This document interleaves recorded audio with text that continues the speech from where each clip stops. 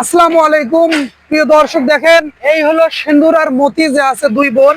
এই ঐতিহ্যবাহী সিন্দুর মতি দিঘির পার। এটা 200 বছর আগেও কিন্তু এই পুকুর কখনো পানি শেষে একদম শেষ করতে পারে নাই কেউ। এই প্রথম, যদি এইদিকে একটু আসো, যদি আমি দেখাই যে এই পানি কিন্তু, এই পুকুরের পানি কিন্তু সব মানে শুকিয়ে গেছে, শেষে ফেলছে আমাদের মাননীয় মন্ত্রী, ত্রাণ মন্ত্রী আসাদুল হাবিব দুলু স্যার উদ্যোগে, দুলু স্যারের উদ্যোগে এই নদী মানে এই পুকুরের কিন্তু পানি সব শেষে ফেলানো হয়েছে।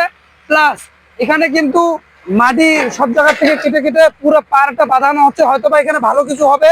তো আমার কথা হলো 200 বছর ধরে এই পানি এই অবস্থায় ছিল অনেকেই। তো আমার কথা হলো যে এই পুকুরের রহস্যটা আমি হয়তো বা জানি না। কাকি আপনি জানেন?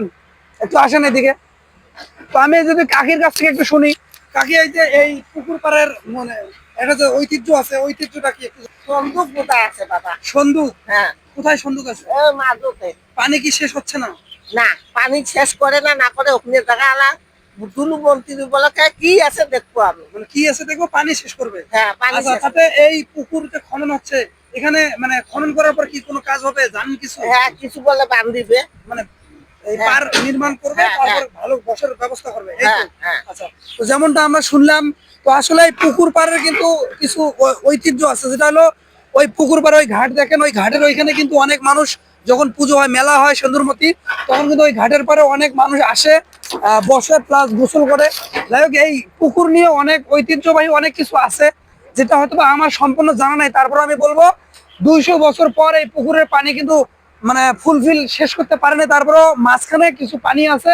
যেমনটা আমরা শুনলাম এলাকাবাসীর এক কাকির কাছ থেকে, উনি বললো যে পানি নাকি সব শেষে শেষ করবে, তারপর দেখবে। তো আমার কথা হলো, আমাদের আসাদুল হাবিব দুলু স্যারের অনেক ধন্যবাদ জানাই তাকে। এই পুকুর পাড় খনন করার পর এখানে বসার ব্যবস্থা করবে সুন্দর। তারপর আমি যদি আপনাদের একটু ভালো করে দেখাই, দেখেন এই যে দেখেন পুকুর পাড় আর বট গাছটা দেখেন, প্রায় মানে আমার জন্ম থেকে আমি দেখি এই বট গাছটা এমনই আছে, এমনই আছে, যেমন দেখছি তেমনই আছে। আর এটা হলো পুরোটাই, অনেক মানুষ কিন্তু এখানে ভিড় করতেছে, দেখার জন্য আসতেছে। আর এটা হলো পুরোটাই পুকুর পাড়, এই পুকুরের ঘাট। আর পানি কিন্তু এখনো মানে পুকুরের মাঝখানে অনেক পানি এখনো আছে। আর ওইদিকে যদি আপনাদেরকে দেখাই, অনেক মাটি খোঁড়ার মেশিন দিয়ে কিন্তু খনন কাজ চলছে, অনেক ট্রাক্টর এখানে মাটি নিয়ে নিয়ে এই পার যে আছে।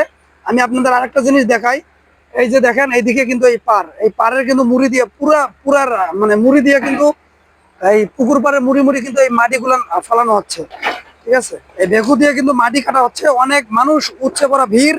আমরা যেমনটা দেখছিলাম, এখানে এর আগে নাকি ঘোড়া পাওয়া গেছে, আবার স্বর্ণের কিছু ইয়া পাওয়া গেছে। তো আমি আসলাম আজকে এটাই দেখার জন্য, কিন্তু আমি এসে দেখলাম আসলে তেমন কিছুই আমার চোখে পড়লো না, ঠিক আছে? এটা কতদূর সত্য কতদূর কি আমি জানি না।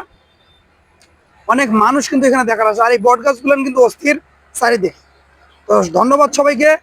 যদি ভিডিওটি ভালো লাগে অবশ্যই শেয়ার করবেন, কমেন্ট করে আপনার মতামত জানাবেন। সবাই ভালো থাকবেন, সুস্থ থাকবেন। আজকের ভিডিও এই পর্যন্তই। ধন্যবাদ সবাইকে। আসসালামু আলাইকুম।